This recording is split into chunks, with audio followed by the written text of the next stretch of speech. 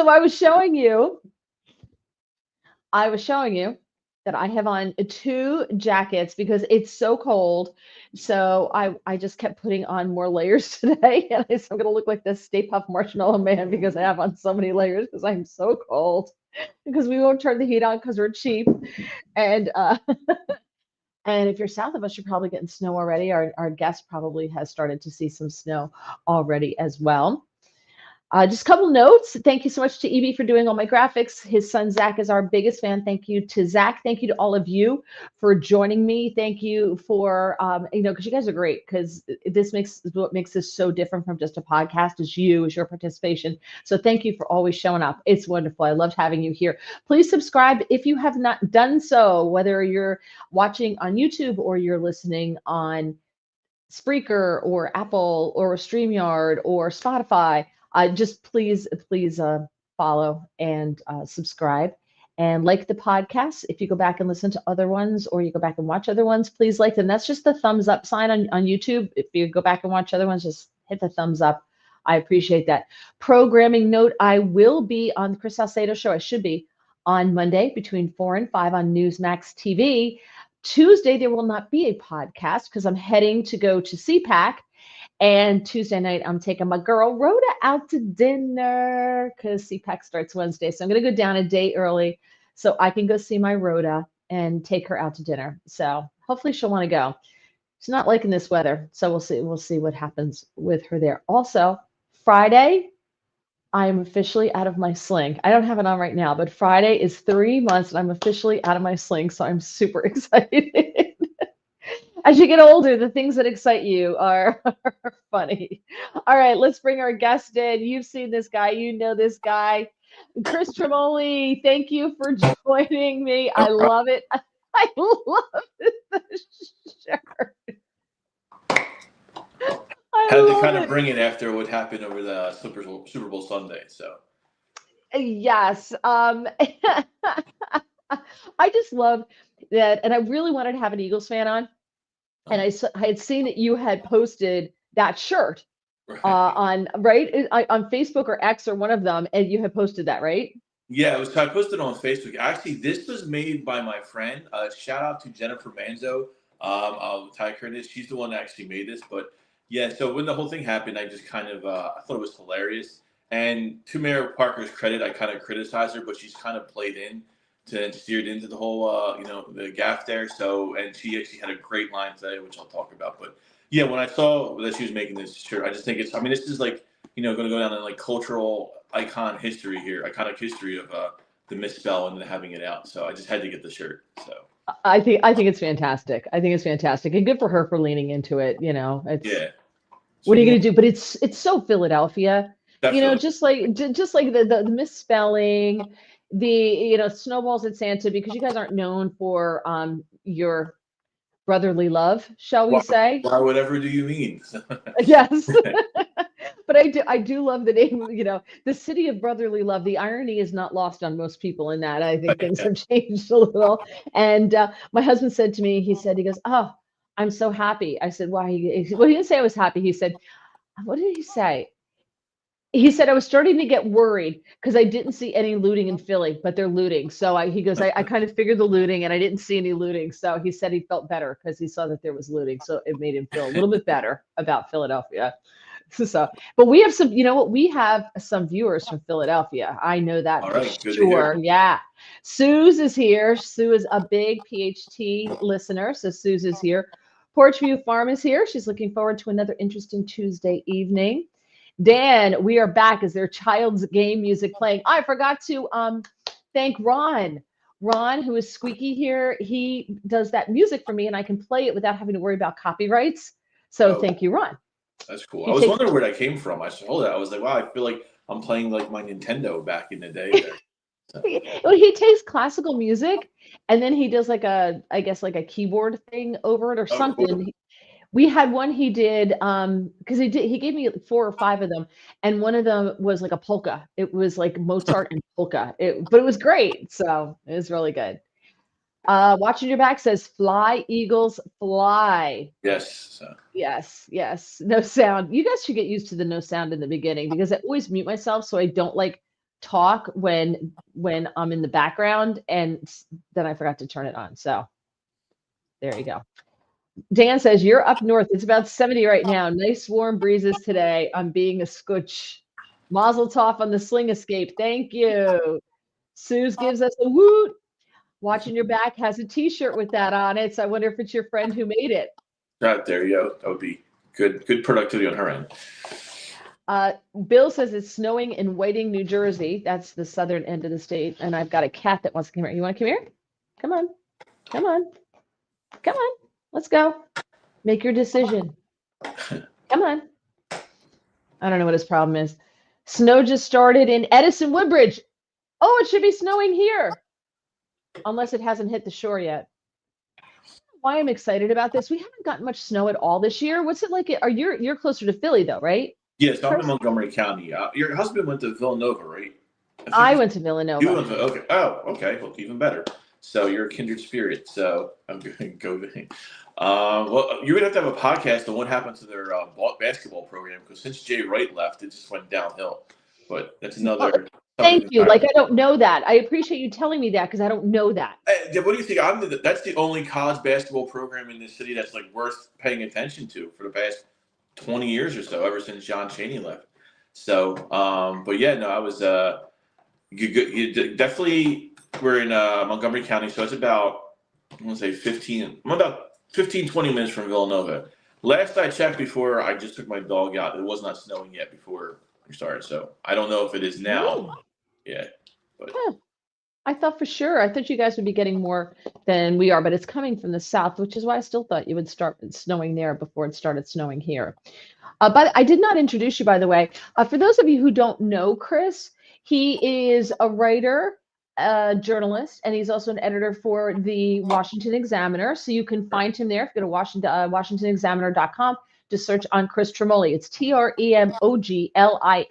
And you can find him on X at ChrisWTremo, TREMO. So follow him there.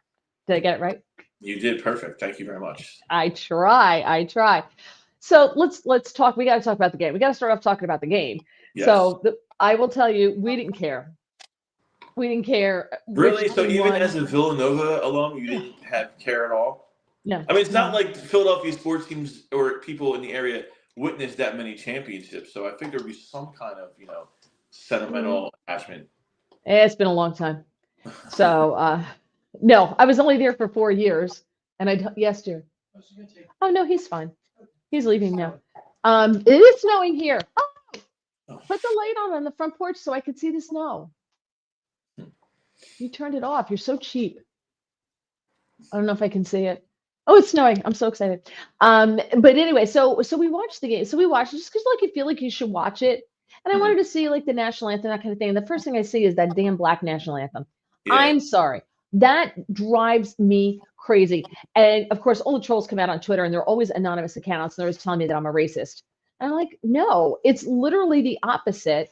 We lost Chris there. It's literally the opposite, because we're all Americans, regardless of the color of our skin. There shouldn't be a black national anthem or a white national anthem or anything like that. And when we start that stuff is when trouble starts. So we shouldn't be doing that. So that's the first thing. I also, and I think I speak for a lot of women. So my husband was sitting there, and he played football. And so he's like, oh, talking about the plays and the refs and the this and the that. And I'm like, dude. So I'm on my phone, and we're sitting at our island, and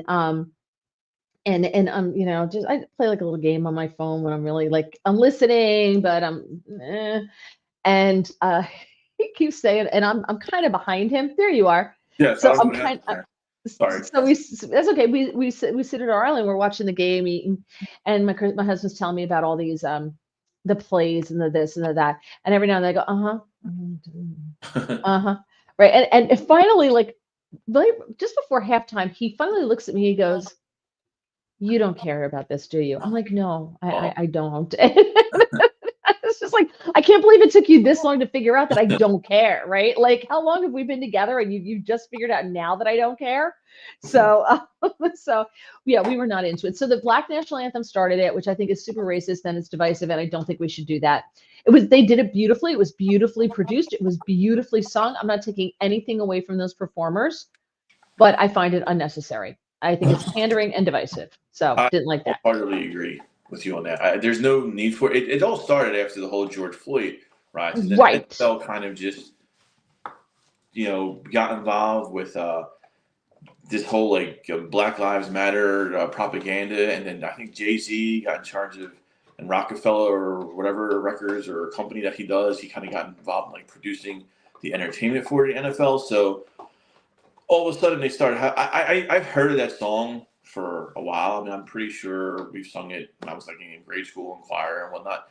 I never knew it was known as the Black National. I didn't know there was a Black National Anthem. I don't even know why there is a Black National Anthem. Why there's not a Hispanic, Latino National Anthem, an Asian American National Anthem, a Native American. I mean, how many derivatives are we going to go on this thing here? It's just a national anthem. It's why it's national, not.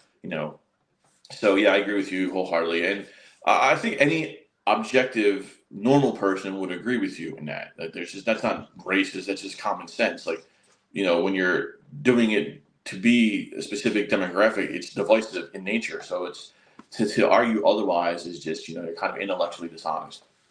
Agree. And I don't ever know when it first started being known as the Black National Anthem. I think that's after the George Floyd thing too. I think it's a gospel hymn to lift every voice and sing. I remember singing it. Like I said, I don't remember when. I just remember singing it multiple times. I was in choir in middle school, everyone. So there you go. I'm not going to sing now. My voice has changed dramatically since then. But during that time, we would sing it. So that's when I was in middle school. That's when I heard it. I didn't know it was called the Black National Anthem then. It would be interesting to know when that actually that became identified as that. But yeah, I think you're right. I think it's the post George Floyd stuff. Now, let me get to. I want to get to some of the comments. And so I was talking about the snow because today just felt like a snow day. It just feels like it's going to snow. You just the sky looks like it, and it just kind of looks like it's going to snow.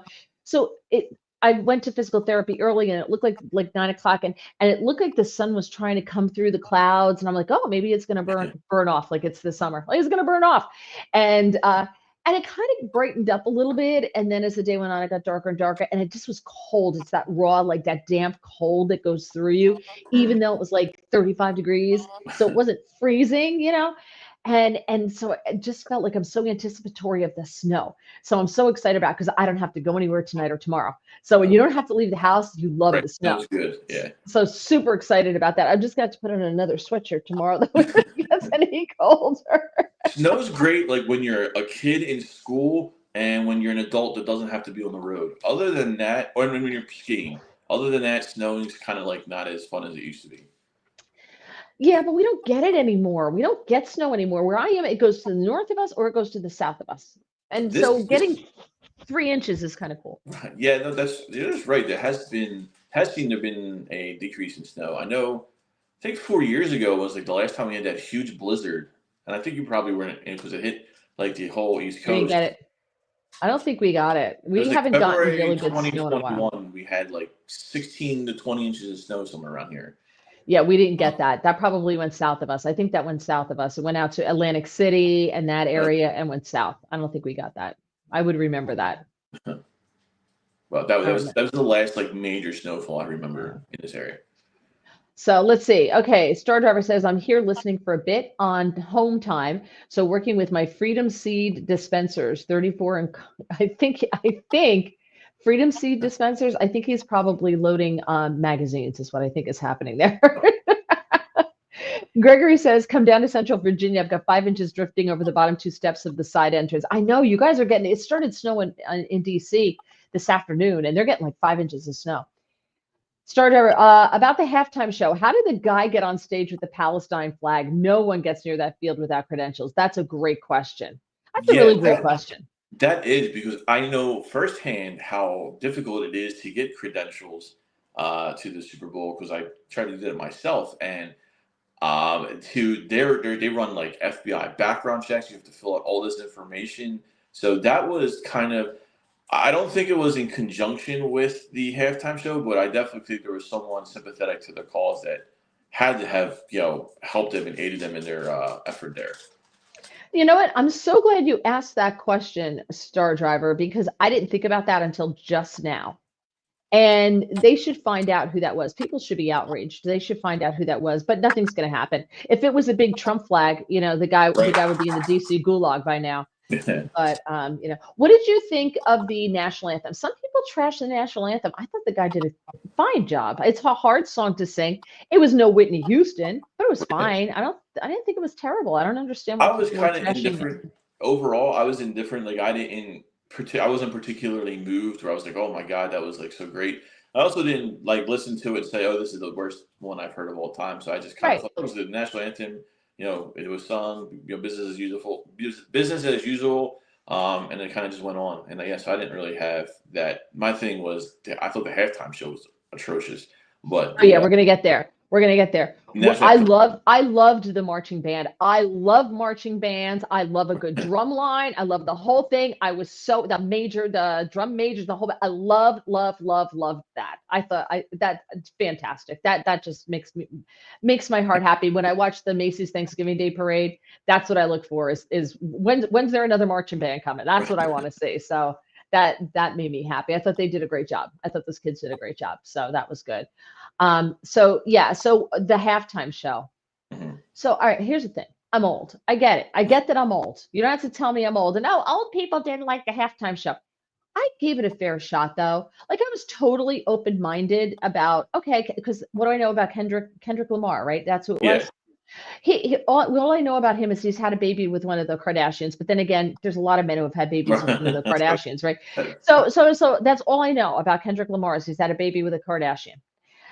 He's a Kardashian baby daddy. So is that like his claim to fame? I don't even know. I know nothing about his music, but again, I was open to listening to it. So I sat and I listened and I was like, is he saying words? Because I don't know Right. if there's words coming out because I don't hear words. I couldn't understand anything he said.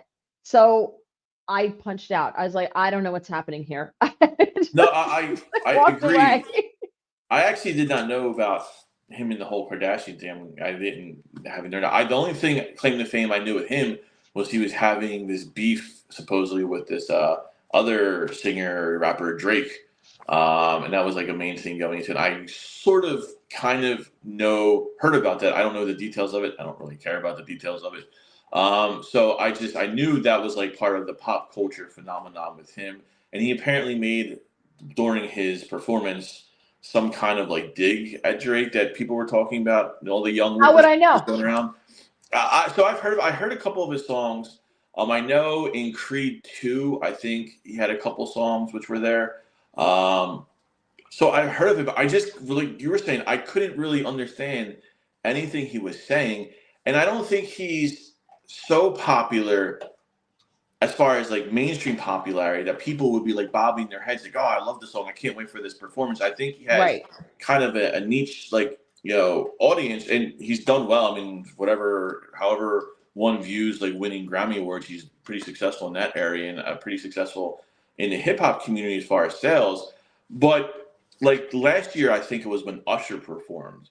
I believe it was last year. So, but people know Usher and like know his songs, and he kind of like made like the top 40 or Right. whatever you want to say. So you could kind of sing along. This I just don't think anyone knew came up like the majority of his songs, or the majority of people didn't know the majority of his songs, and it just kind of wasn't really all that entertaining. I mean, the whole thing with Uncle Sam was weird. There was like talks that he was kind of like sort of reprising his role from the Django Unchained character. There was supposed to be all these like it was a social commentary of division in the country. So I just didn't get it. Like I didn't get it, and I didn't find it entertaining. Okay, so my friend who is watching, Maria. Hello, Maria. I don't know where this is from, Maria. but she sent it to me.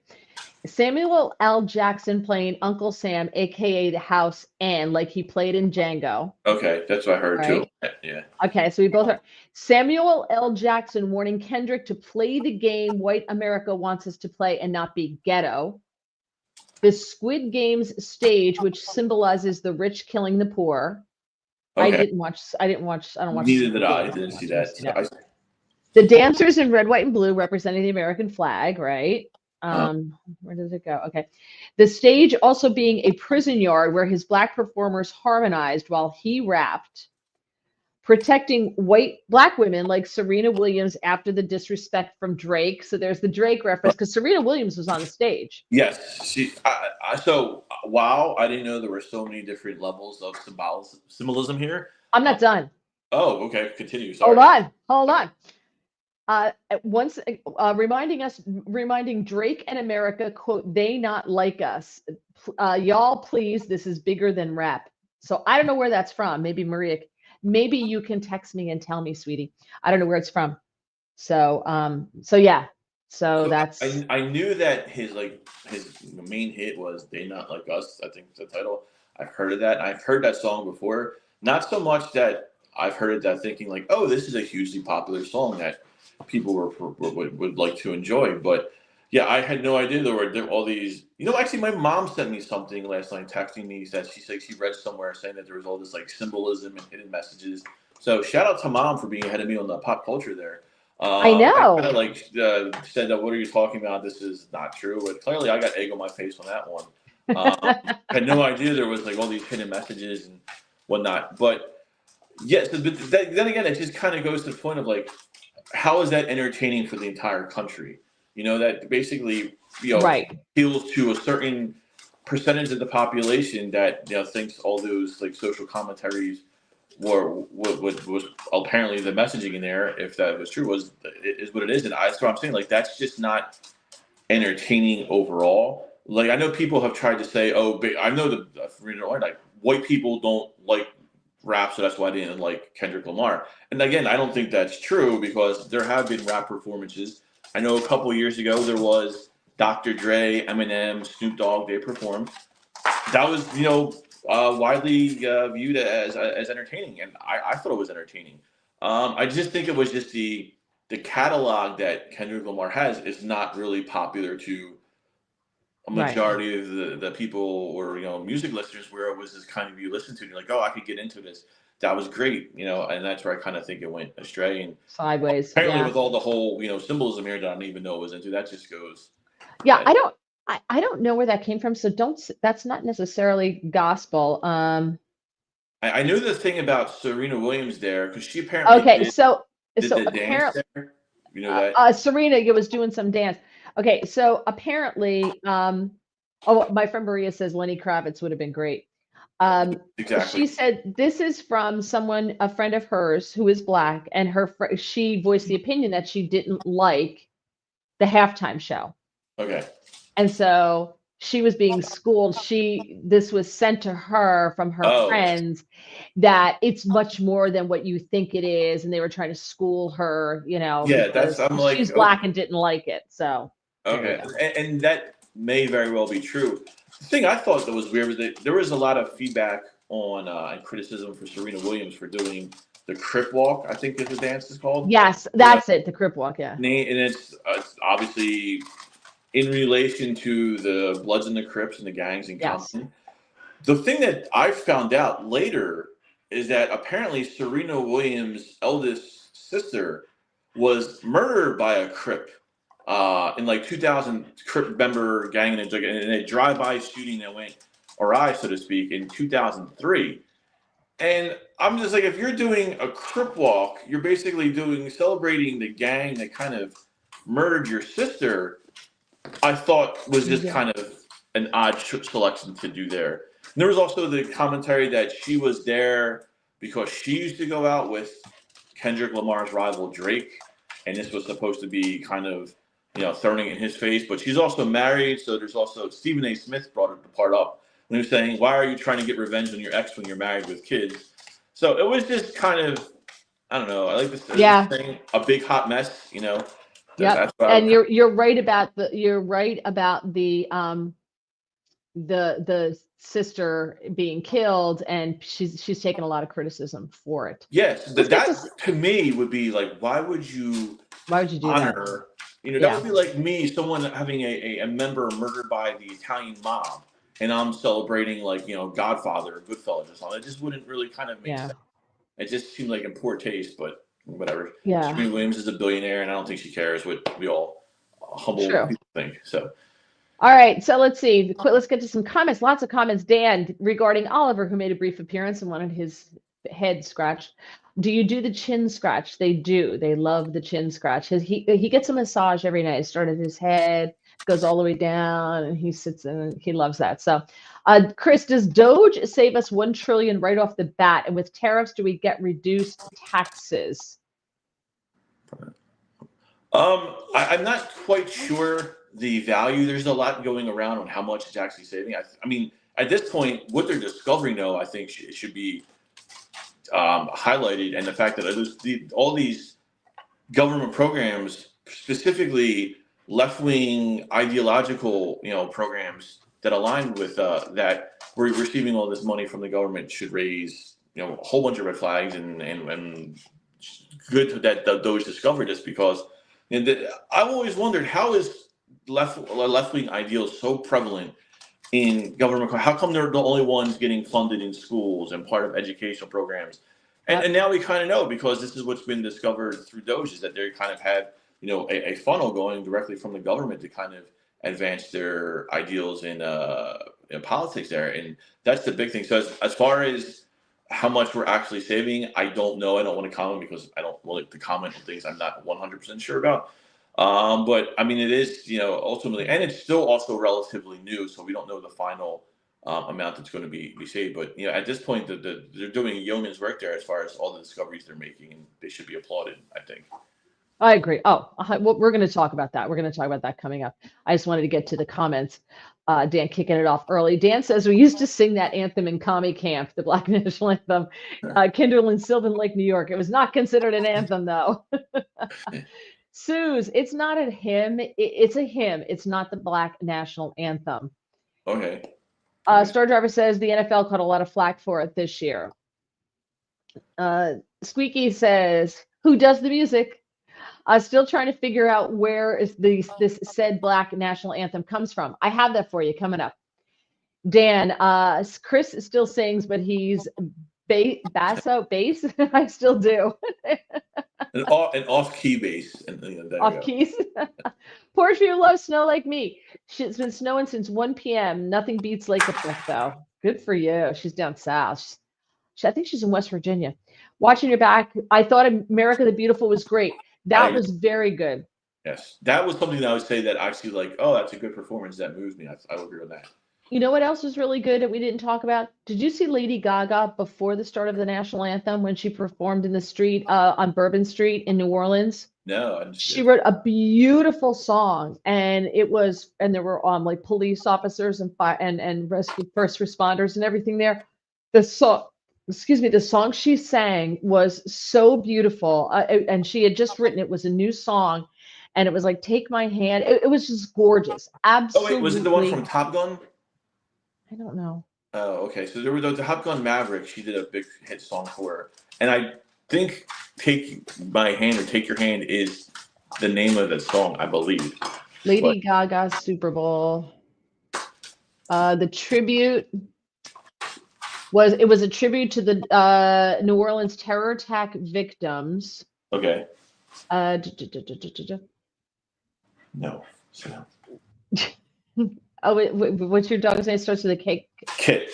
Kitt. That's it. Kitt. The show Knight Rider. That's who he's named after. So. That's it. Right. Okay. Yes, you're right. It's "Hold My Hand" from Top Gun Maverick, and it was done slow, and it just was absolutely beautiful. I think she did a wonderful job. Definitely, for sure. I agree with you on that. Yeah. I didn't see the performance, but I'm familiar with the ballad, so I like that song. I think it's well done.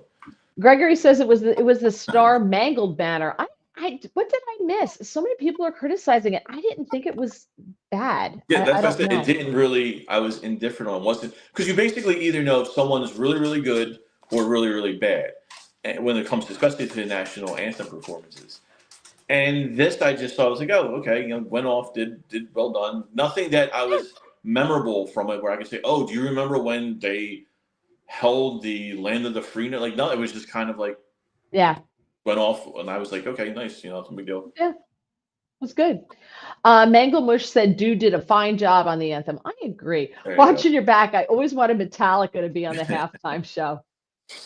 I don't think you're going to get that anytime soon. So or Lamb of God watching. I don't know that's what that means. Is that like a heavy metal band? I have no uh, idea. beyond my scope of music there. Let's go Mets Maria. I am right there with you, Mary. Could not understand one word he rapped. He was no Prince. Prince was a great halftime show. Yes, it Prince was. was fantastic. But I think This that he is was awesome. fantastic. Okay, stop. Sorry, my That's dog's okay. Gregory said this. I had closed captioning on, and it really didn't make much sense. Why didn't I think of turning the closed That's captioning a good on? idea. That would have been fantastic. Darn it!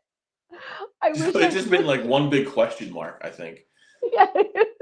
Unintelligible. Yeah, Unintelligible. right. Unintelligible. Is there anyone who has never performed at a halftime show that you would like to see perform, or is there a favorite one? I really liked Shakira and J Lo That when was they a good one. performed. That was I thought like, they were really good. I really yeah. liked. I happen to like Shakira. I think I like her. So I thought that was a good halftime show. Yeah. Were there any that like you loved or someone you would want to see perform? Oh wow. So I remember, God, going back. I think the one. This is going to just have to date me here. There was the one when it was like NSYNC and Britney. Not that I want NSYNC to come back or anything, but NSYNC, Britney Spears, Run DMC, and I also think they did like some kind of collaboration. The Prince was a good one. J Lo and Shakira. You know, actually, when I was surprised that I don't really like them overall as a band and don't really listen to me, but The Who did some. I don't remember how long ago Right. that them and they That's were pretty right. good. Again, something that they were. I can't. I probably know as many Who songs as Kendrick Lamar songs. Maybe even know more Kendrick Lamar than Who songs. But I saw their performance as entertaining because they performed the songs that I heard on the radio. Um, who would be good? Usher, I think, was actually pretty good last year. The songs that he performed, it reminded me of like now that's what I call music. I'm pretty sure there was like a volume that he just went down because he had him. I think Alicia Keys was there, the Dre and Snoop Dogg. So I don't know. I mean, I guess I feel like we're inevitably at some point going to get to Taylor Swift. I mean, it just seems like their own worlds to collide for a halftime performance. I think Yeah. it would be entertaining. I actually think Beyonce. Well, no, she did that a couple years ago too, and that really wasn't all that good. I didn't like hers. It was kind of like Michael. she was very anti-police in her performance. Yeah. Michael So Jackson was good too. He was another one. All yeah, right, let's move on here. Dan Seidel says halftime shows nothing breasts Timberlake and Jackson in Super Bowl I see 38. what you did there. So Portrait says Prince was the last Super Bowl I watched. Mango Mush, I never watched a halftime show, and the only thing I ever missed was Janet Jackson's boob. Star Driver said I had the TV muted. It sounded great. I just started doing dishes. I just left the room. Um, Star Driver Reba rocked the national anthem last year. She did it with class and respect. I think the guy who did it this time, I don't know who he is, but he just looked so happy right. Well, I to think he was from be. New Orleans too. I believe. I think they Yeah, yeah, he highlighted that was. part. He was from New So, Orleans, but he just looked so happy and uh, like to be singing the national anthem. And I thought it was cute. I thought it was really cool. Like wow, I made it. Like look what I'm doing. And yeah, just I thought it was good. I'm sorry. endearing. So Yes. Um, at their family house in Compton, talking about the Williams sister who was shot. She was killed and they never found the person, but they know it was a Crip, apparently, from what I read. Ron, I've heard that schooling a few times from that certain percentage. Serena must have hated that sister. It was the eldest sister. I don't think she hated her. I just yeah, don't think she probably thought before she did it, maybe. probably I would think that. I mean, or I don't know. I don't. I mean, I can't. They said things I can't. Don't know. I just when I read that, I was like, that's just weird. I mean, why would you do that if it's a dance specifically linked to this gang, and the gang was the one that responsible for killing your sister? It seemed just Yeah, odd to kind of do anything to recognize them. So yeah, I agree. Ron says Matt the cat gets that full scratch, belly rub, etc. every morning. Uh, Not where the anthem is from, but nation. Where is that nation? So here's how the Black national anthem became the Black National Anthem, as opposed to just lift every voice and sing. So it was it was written by a man named James Weldon Johnson, who was a school principal and an NAACP leader. It was written in the late 1800s. Okay, that I think I knew.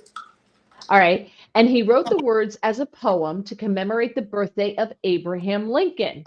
So this just goes to show you how this has been co-opted and twisted since then, right? So the birthday of Abraham Lincoln, he incorporated the theme of the struggle surrounding the Reconstruction movement. It was first recited by 500 school children at his school in Jacksonville, Florida in 1900. Interesting. His brother set the words to music in 1905, and the song gained immense popularity in Black communities. James Johnson, the writer, said the school children of Jacksonville kept singing it. They went off to other schools and sang it, and they became teachers and taught it to other children. Within 20 years, it was being sung all over the South and in some other parts of the country. In 1919, the NAACP declared the song to be the Negro National Anthem. Interesting. I don't think I've ever knew that. Which later became the Black National Anthem. It was used as a rallying cry during the civil rights movements in the 50s and 60s, but it's also, quote, a history lesson, a rallying cry, a pledge of unity, blah, blah, blah, blah. And there we go. So that's how it happened. Yeah, there's this weird phenomenon that, I mean, it goes beyond the Black National Anthem, but there's just, as we kind of talk about trying to get, strive for racial equality, which is something I think everyone agrees is great and that, beneficial and helpful and whatnot.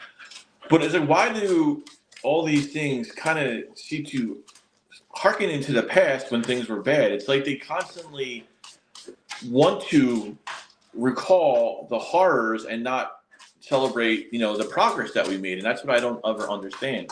You can make all the criticisms of America being the greatest country, but not, being imperfect and working to fix that. And I think everyone would agree with that.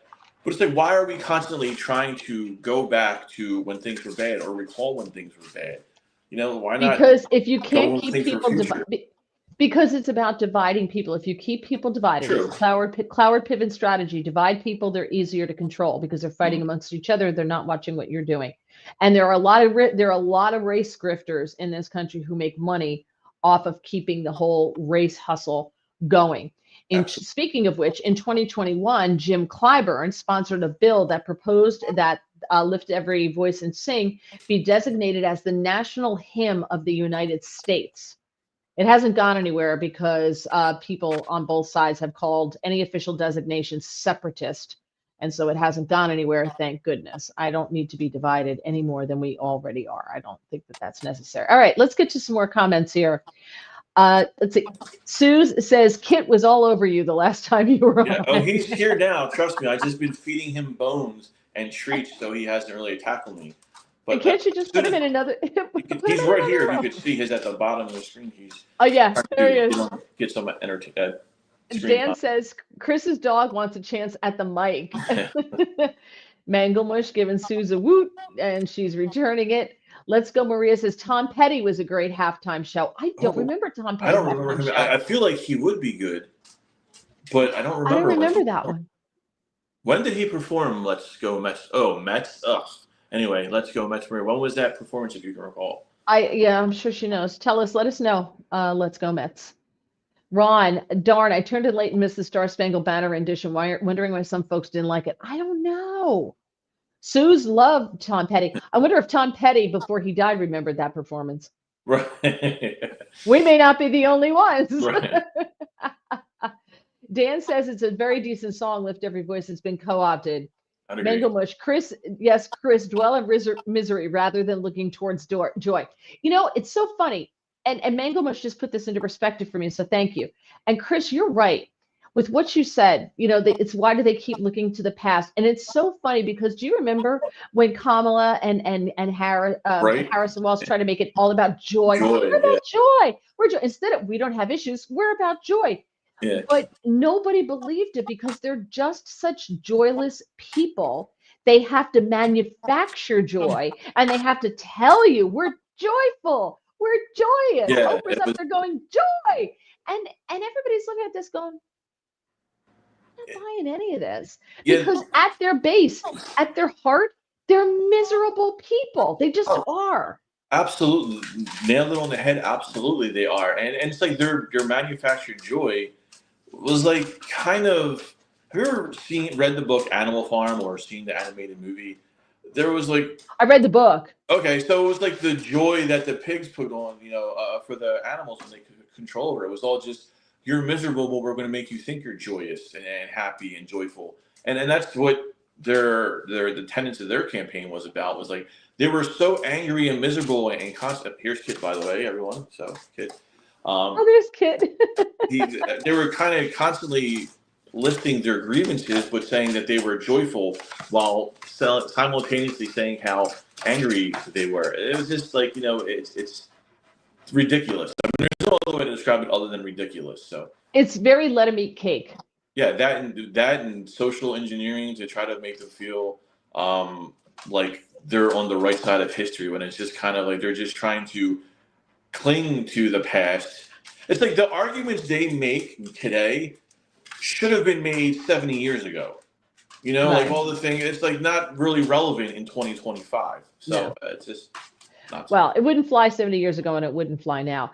So Tom Petty was in 2008. Thank you. Okay. Let's go, Mets Maria. Sal's here. I'm late. I've been ill. You're still sick. Oh, Sal, I'm sorry.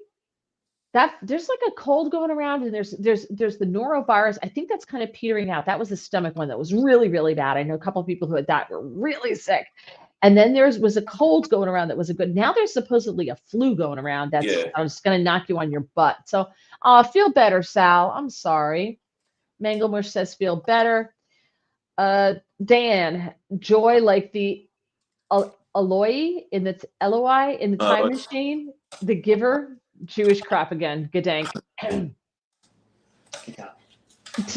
Dan is in love with your dog. Perfect. Come here. You want to come out for me? Got to give the people what they want, right? Come here. Here we go. So once again, here's Kitt. So Dan, this is for you right here. Oh, hi, buddy. He can't hear me. How old is he? He is, 11. Wow, and he's so active. Yes, I know, definitely. And if you see what he's doing to my leg right now, you would be kind of think he's closer to 1 than 11. I hope you've had that boy fixed. No, I've actually am 100% against that. I've learned since then that veterinarians do not agree with my stance on that for seemingly valid reasons. But there was just something I figured if he was a dog living in the wild, he would never have that. So I'm not saying this is good logic. I'm not saying this is good logic. This is my logic. So yeah, well, he wouldn't have air conditioning, heat, and true. There's right now, so definitely not sound logic on my end. It's just what I went with. So yeah. Bill says, don't you remember back in the 90s when they had a Motown halftime show? Yes, I do remember that. I don't remember that. Stevie Wonder drove a car in it. That was a good. I remember that. That's hilarious. Star Driver. All they need is all they need to do is someone on stage who can lip sync to their music. All you have to do is make sure to keep the mic close to your mouth so they can't see if your lips are moving. Yes. Oh, Rebecca made it. She wasn't sure if she was going to make it. Yay, Rebecca. Porchview loved Tom Petty. Hermit Sal, by harping on the past, it's a smokescreen to distract people from seeing what's taking place in the present. That's very true. Valid. LGM Maria says Kitt is a cool dog. Thank you. Dan says thank you for bringing Kitt up there. Suze, I may have the cold, but I refuse to give in. I am not sick. I'll tell you, when I'm sick, my husband knows. Get me the NyQuil. You never take NyQuil is heaven. Never take Tylenol with NyQuil though, because there's Tylenol in it, so you don't want to kill your kidneys or liver or whatever it goes through. So you never take Tylenol with NyQuil. But NyQuil and Mucinex, it's a magical combination. Have you ever had? We're talking about NyQuil. Have you ever had the NyQuil with the Vapo Cool ingredient there? No. Stop. What does it do? It's so refreshing. Like when you drink it and it goes down. It's not that sort of, I don't want to say bitter NyQuil taste, but it has like this refreshing, like cool ice mint type feeling to it, and you would just feel like kind of, I don't know if it does anything differently, but it tastes significantly better. Okay, because I only take the cherry. I can only do the cherry. Okay. And the Walmart version of it, which is cheaper, doesn't taste the same. I cannot do it. I am high maintenance when it comes to NyQuil. I got to have the original. The other one doesn't taste the same. I got to have cherry. That's it. I haven't tried the other one because I don't know if mint would taste gross. It's not quite mint. It's kind of hard. I wish I could just send you mine to give you a sample right now. What flavor is it? What flavor? It's called Vape. It's like Vapo Cool or Vape. I'll have to take a picture of it and I'll text you. I've seen it. I've seen it. That but I don't know. Their honey one was actually pretty good too. Really? Huh. Oh my God, we're at the age where we discuss medications. Yeah, exactly, right? We're talking about NyQuil flavors. So. No wonder why we can't get Kendrick Lamar. We're sitting here talking about NyQuil flavors. Mango, which says, my dog is a best friend. If my best friend had my nuts cut off, I don't think he'd be my best friend anymore. There you go. See, that was sort of what I was thinking, but I was keeping really. Oh, Herman Sal, my virus came back, but being in your presence helps me heal. Yeah, you know what? Someone's taken too much NyQuil. Did Christine call you about the game? I don't know if you're asking me. You're probably asking me, watching it back. So no. So I had texted her and she did not respond at all. Like, hey, I'm thinking about you. I got nothing back from her. So I knew Christine Flowers. I don't know if you know her. Yeah. Okay. Yes. So she's like she's a crazy fan. She did not even respond. I think she went down to the celebrations from looking at her social media. I think she posted her video down at Broad Street in City Hall. I don't think she was participating in the rioting or looting. No. That's probably a good thing to assume with Christine, but she was definitely enjoying the win. And I'm pretty sure she was down in Center City, if I recall. If she's not, I'm sorry, Christine, for mischaracterizing her, but I'm pretty sure she posted a video for herself celebrating too. And she's a big Philly sports fan in general. So. Oh my God, she's crazy. She's a crazy person. Vicks Vapo Rub. Yes, that's another one. Although I miss the days we used to have this thing, and this is because I'm old, but we had this, it was a humidifier and it pumped out hot air, right? And it had a little cup that you could put the Vicks Vapo Rub in. And so it would disperse it in the room, like that scent in the room. But now you can't get the humidifiers, the vaporizer. It was a vaporizer. You can't get vaporizers that are hot anymore because I'm sure one kid in Sheboygan knocked it over and burned himself. So now nobody can have them anymore because, the one kid who was sick but wasn't sick enough to stay away from the vaporizer and got burned. So you can't do that anymore. But that was great when we were kids. My mother would put it over on your dresser. And I want to say it had a little night light. It had a light in it. And we were not allowed to touch it. And you put water and it got really hot. It would make steam. And it had the cup with the Vicks in it. And the whole room smelled super Vixy. And the steam would help, loosen everything up. So the NyQuil that I had, though, it smells like that. And it probably tastes like if you could combine NyQuil with like a Hall's minty cough drop, I guess you could say. I just know it feels very refreshing when you swallow it. It feels like it's being activated as it goes down my esophagus. And I feel like all the NyQuil is going in my upper respiratory system. Yeah. It's probably just a placebo effect, but it does feel that way. That's okay. I just don't know if I can commit to an entire bottle, not knowing what the flavor is going to be, That's what they need, sample sizes. Yeah.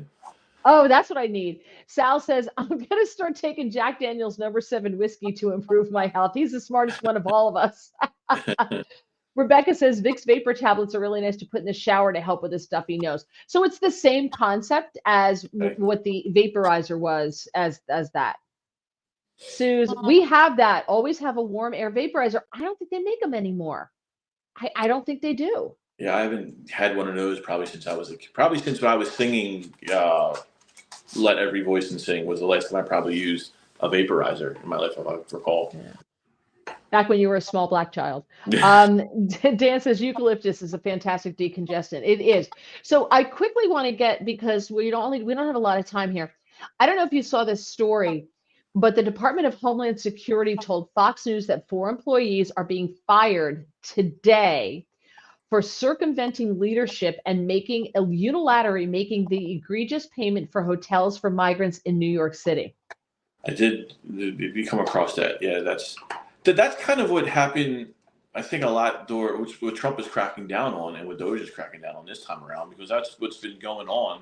Especially Trump's first term, there were all these people kind of just doing whatever they want and weren't held accountable, and right, like just going rogue and operating like a rogue government essentially. So it's good that all that stuff is coming to light, and Trump is being held accountable, holding people accountable, and Doge is holding people accountable.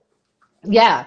The firings include FEMA's chief financial officer, 2 program analysts, and a grant specialist. They said they will not sit idly and allow deep state activists to undermine the will and safety of the American people. They need to be prosecuted, in my humble opinion. Everyone that does this stuff where they're just kind of like taking a stand saying, no, you can't do anything. Like the mayors that are coming out saying we're not going to cooperate with ICE. Like why do you, I know this is kind of going on tangent here. Was my question is why do you want these criminals to be in your community? Why do you not want? Now I could say, like, if you want to take the stand, we're just not going to go after the non-criminal, non-violent criminal illegal immigrants, because obviously every illegal immigrant that's in here is committing a crime, but the non-violent ones. But the fact that they're doing none of them is just like, this is what they do. They're constantly trying to protect evil people and people that do bad things under some misguided allegiance to a political ideology. It's baffling. Yeah. Well, they have no right to disperse 59 million of American taxpayer dollars. And how are they not arrested for that? I think that they should be charged. There's got to be a crime that we can charge them with. I don't know, but it's a good start. I'm glad to see this. Every day I wake up and it's something different. I don't know if you saw Norway just announced that they're stopping their payments to foreign countries because USAID has stopped payments. Now, why does American money go from the United States to Norway and then Norway gives it to other countries? Like, why is that happening? No, yeah, that whole thing. This thing is, I feel, still in the embryonic stages of discovery here, and it's going to blow up, and that's why you see all the resistance to it, because it's once again, anytime a left-wing liberal Democrat scheme, corruption scheme is discovered, it's but we were doing it for the children or for this people, or we're doing it for the poor, and they talk about all the things that the USA was doing. But okay, that's great. All for that. But you're also doing a whole bunch of other stuff that is not good and laced with corruption that needs to be sifted out. And they were ignoring it all this time and all these years, and Trump's bringing accountability. Yeah. No, absolutely. It's about time. So I love it. I'm very, very happy about all the accountability. And you can read some of these stories on the Washington Examiner, by the way, including this one. And I wanted to bring this up because you edited this story. You did not write this story, but it's called "Is Trump's Gaza Gambit a Version of Nixon's Madman Theory of Coercive Diplomacy?" It sounds like a big mouthful. Yes. But basically, Richard Nixon had a theory of diplomacy. It was a coercive theory of diplomacy. And Donald Trump is being, of course, a bully, and he's this and he's that. But Donald Trump today, when I saw this, Donald Trump today was asked about the hostages, because there's an American hostage that still has not been released. And he basically said, no more of this dribs and drabs, 2 here, 3 there, that kind of thing. They're all released by Saturday at noon, or it ends. Ceasefire's over yet. What? No, and I think he said, like, if they're not released, Israel can, not uphold to the terms of the ceasefire, I believe. Well, I think he said something about you're going to regret it. Now, so nobody knows what that means, and I don't know if that's noon their time or noon our time, Eastern Standard. I don't know, which I think is probably important to know. But it was just very much, no, I'm not playing games. No more 2 here. There's all of them. You release them all. And he talked about the bad shape they were in. He goes, no more holding them. You release them all, or we're done. Yeah. And he was like doing something else, like signing something at a time, doing something else. Or no, he was with the King of Jordan. The King of Jordan was with him. And he was just like, and the King of Jordan's just sitting there like I'm not going to say anything. So what is that like what Richard Nixon did? See, I don't think so. I think this is just Trump's firmness and ambition and desire to, implement real meaningful change and to stop all the nonsense that was. Nixon might have been doing it as a facade and kind of like a strategy. I think this is just how Trump runs, his businesses. I think how he wants to run the country. He's in favor of efficiency. He's not. He's definitely, you can see, like, he doesn't like to do the whole political side, the politics of, he's just kind of like, this is what we want to do. Enough of this nonsense. You've had all this time to do this. You're not, now we're doing it my way. And that's why I kind of think, I don't think it's an act or a strategy.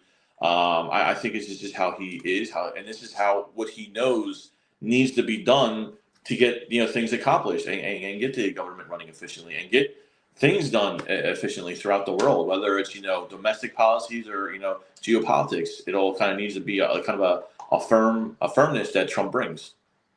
Like Teddy Roosevelt's was speak softly and carry a big stick. Well, right. Trump's like speak loudly and carry an even bigger stick, I would think. And it's kind of like but Trump does. I think Trump does project as part of his way of negotiating. Like that's part of his negotiating. He makes it very clear what's going to happen. If you don't release them all, this is going to happen. The whole Gaza thing. Well, if you guys in the Middle East can't figure this out, we'll just come in and we'll take the whole thing. Yeah. No. There you go. Yeah. Right. So it gives Egypt, it gives the surrounding nations a really good reason to figure it out. And he made it quite clear. No more Hamas. We're clearing it all out. Everybody goes. That's it. Because none of those countries will take any of the Palestinians in. Have you noticed that? Yes. They will not take any. Jordan just announced that they were going to take some children, but they will not take the adults because they know that they're all nobody will take them. Yeah. There may be some who live in Gaza who truly want peace, but they are raised from the time they're small children to hate Israel, to hate America, and to live for jihad, to just kill. This is what they're born and bred to do. And so nobody will take any of these people. Remember Egypt when Israel was telling them, get out of the Gaza Strip. Egypt closed the gate. They're like, nope. Not coming in here. You don't see Saudi Arabia taking any of their fellow Middle Easterners or their fellow Muslims. You don't see them taking any of them. Nobody wants these people, and there's a reason why. So why should we take them?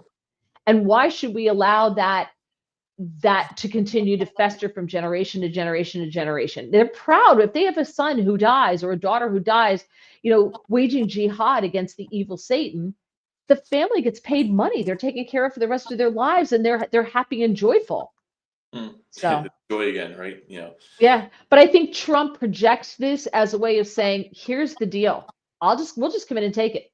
We can do it. We can do a day or two.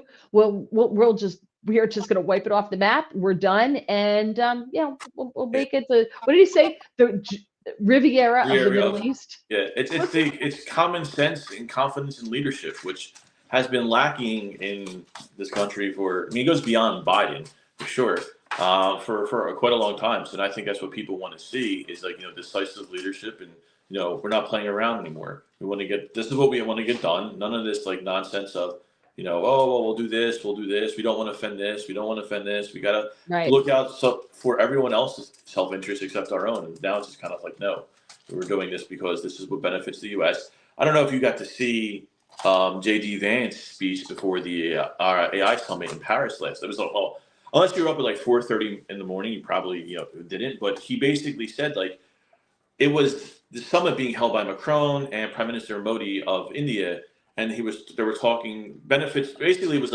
they're trying to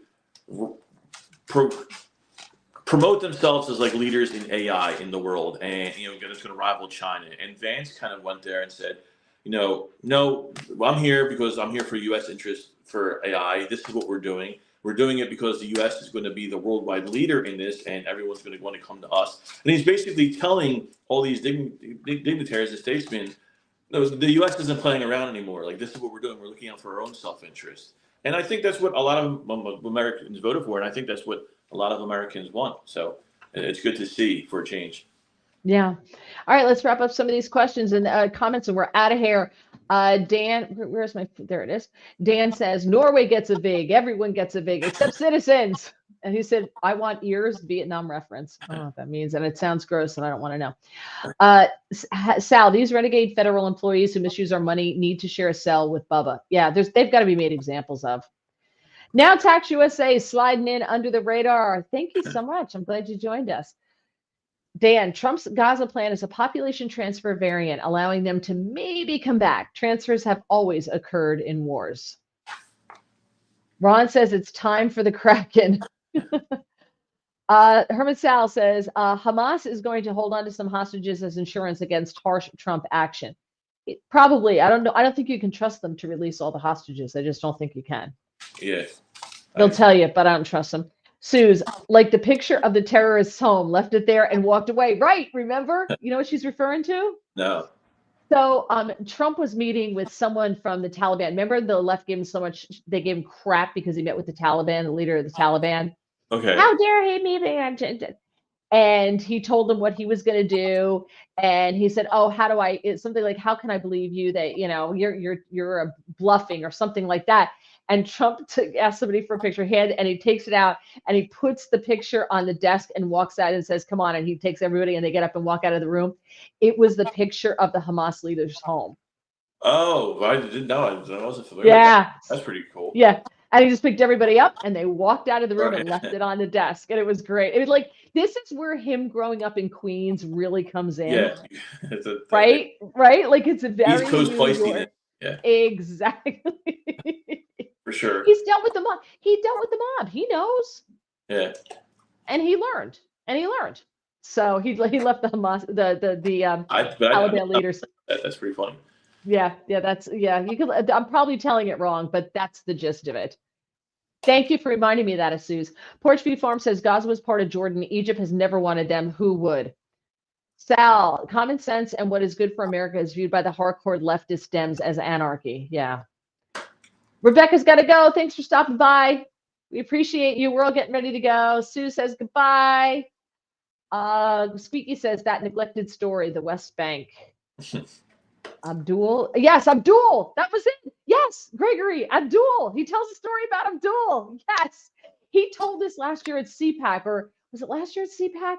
One of the years, when I was at CPAC, one of the years, maybe when he was president, so he probably wasn't there last year. And he tells a story about Abdul. Hilarious. And that's it. Abdul is the guy. I gotta look it up now. Sorry. I gotta look it up and then we're gonna go. Trump Abdul house. Here it is. Yeah. Oh, it's in the Washington Examiner. I feel even more embarrassed that I don't know this then. And I can't read it because I don't have, you got a paywall. Yeah. Let's see. Here it is. New York Post. There we go. He told Hannity he threatened Mullah Abdul Ghani Baradar during 18 months of talks from the White House before Biden ordered the terrible withdrawal from Afghanistan. I sent him a picture of his house. He said, but why do you send me a picture of my house? I said, you'll have to figure that one out. So yeah, so I heard that he, left it on the table and walked out. So whether he sent it, I'm sure it has has grown. And the legend, as time has gone on. But yes, Greg, it was Abdul. Thank you. Rebecca says, thank you. Take care, Rebecca. Everybody's saying goodbye to Rebecca. Herman says, bye all. Time for me to get a shot of Jack Daniels, number 7 for medicinal purposes, of course. So thank you all. I appreciate you. Thank you, Chris. No problem. I appreciate you joining me. I appreciate it. Thanks for thinking of me. And thank Kitt for us. Yes, we appreciate that. He's in dog treat heaven over here. So he's gonna get fat. Poor guy. You got to send me your headshot. I'm gonna have to get a headshot from you since you're on so often. I gotta have a thing made up for you so that when you're on, you have your. You could use this shirt right here. So there you go. I'll throw a blazer on top of it to look professional. Okay, that works. Thanks everybody. Just remember, no live cast on Tuesday because I will be taking Rhoda out to dinner, and then I will be at CPAC for the rest of the week. So the following Tuesday, I will have pictures from CPAC and stories, and we'll share I will share all of that with you. On Monday, I will be on the Chris Salcedo show on Fox, oh dear Lord, on Newsmax between 4 and 5 o'clock Eastern time. There's a faux pas for you. Uh, Chris, anything you want to plug? Anything people need to know about you other than ChrisWTremo on your socials? Yeah, that's the main thing. I was saying, if anyone wants to follow me, and I'll start posting more pictures of Kitt if you do. Follow me on X at, Chris, as Mary said, Chris W. Tremoglie on X, or and just look up in the Washington Examiner. So. Right, Washington Examiner. Fantastic. Thank you so much. I appreciate you joining me. No problem. Thanks for having me. Take care. Take care, Bye, everybody. everybody. God bless.